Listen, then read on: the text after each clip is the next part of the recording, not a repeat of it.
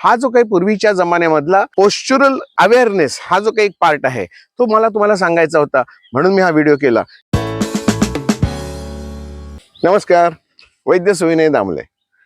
आजकाल जेवण ओट्यावर बनवण्याची पद्धत सुरू झालेली आहे. आमच्याकडचा ओटा मी तुम्हाला दाखवला असता.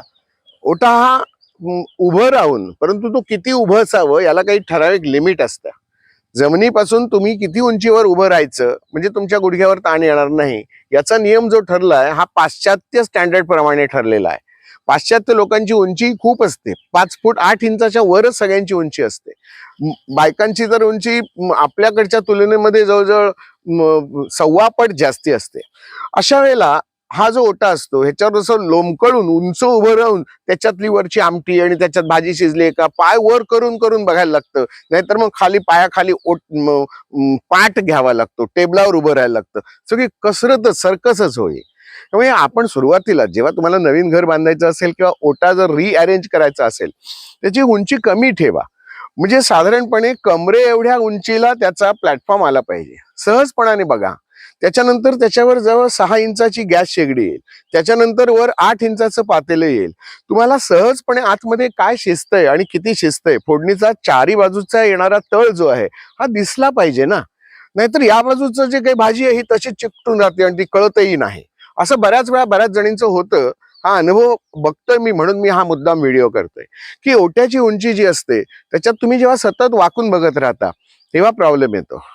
दुसरा प्रॉब्लेम असा येतो की तिथे खाली बसून जी विश्रांती मिळते ती मिळत नाही. संपूर्ण तुमचं जे वेट आहे, वजन वर, आणि हे सगळं वर वाढलेलं असतो. हा जो सेंट्रल ओबेसिटी, खांद्यापासून गुडघ्यापर्यंत शरीर एवढं फुगत चाललेलं आहे की त्याला बसण्याशिवाय ह्या कमरेला विश्रांतीच मिळणार नाही. पूर्वीचं कसं होतं, चूल खाली छान मांडलेली असायची, आजी बसलेली असायची, त्याच्यासमोर पिठाचा गोळा आणि त्या भाकऱ्या बसून सगळं करायची. एकाच चुलीवर ते घालायची, तवा उचलून ठेवायची, पुन्हा भाकरी थापायची, पुन्हा ती शेकवून फुगवून घ्यायची. या पद्धतीमध्ये पूर्वी भाकऱ्या होत होत्या, नारळ खवला जात होता, पालेभाजी शिजवली चिरली जात होती, किंवा पाट्या वरवंट्यावर वाटण, हे सगळं बसून केलं जात नव्हतं का? बसून असल्यामुळे शरीराला एक विशिष्ट बॅलन्स मिळत होता. उकिडवं बसून का होईना, जात्यावर दळणं, पाय एक सोडून मस्तपैकी ते मध्ये जातं आणि बसून गोल गोल गोल गोल फिरवायचं. बसून जो पाठीच्या कण्याला आराम मिळतो तो उभं राहून कसा मिळणार? आणि म्हणून आजकाल गुडघे दुखीचं प्रमाण वाढलेलं आहे. याचं कारण ओट्यावर उभं राहून जेवण करायला आपल्याला लागतंय. पुन्हा जे डबे असतात ते सगळे वर असतात, प्लॅटफॉर्म, किचन प्लॅटफॉर्मच्या वर जी रिकामी जागा असते, मग तिथला हा डबा काढायचा, इकडचा हा डबा काढायचा, हे असं करता करता दमछाक होऊन जाते. मग पुन्हा खाली कोणाला तरी हाक मारायची, अहो ऐकलत का, येता का? ते पेपर वाचत असतात, पॉपकॉर्न खात मॅच बघत असतात. त्यांना काही सवड नसते, भरपूर कामं असतात ना यांना सुद्धा. मग काय, मग सारखं सुरू होते. मग त्यासाठी वेगळा प्लॅटफॉर्म शिडी असलेला घ्यायचा, वर चढायचं, पुन्हा ते खाली उतरायचं, हुश हुश असं करत करत ते जेवण करताना किती दमछाक होत असेल, कमरेवर किती लोड येत असेल याचा विचारच करत नाही. जर शक्य असेल तर तो किचन प्लॅटफॉर्म जो आहे हा सगळ्याच्या सगळा खाली बसवता आला तर बघा, खाली बसून जेवण करता आलं तर बघा, बसून तुम्हाला ही जी किरकोळ कामं सांगितली ही करत राहा. ओणवं राहणं हा सुद्धा प्रकार आपल्याकडे आता बंद झालेला आहे.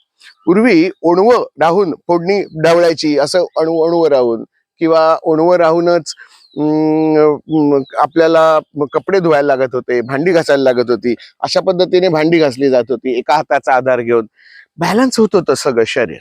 आता हे सगळं उभं उभं, कपडे सुद्धा उभ्याने, भांडी सुद्धा उभ्याने, हे सगळं, आंघोळ सुद्धा उभ्याने. आंघोळ सुद्धा पूर्वी बसून केली जात होती. टेबलावर बसायचं, छानपैकी घंगाळामध्ये पाणी घ्यायचं आणि मग ते पाणी मस्त बदा आंघोळ करायची.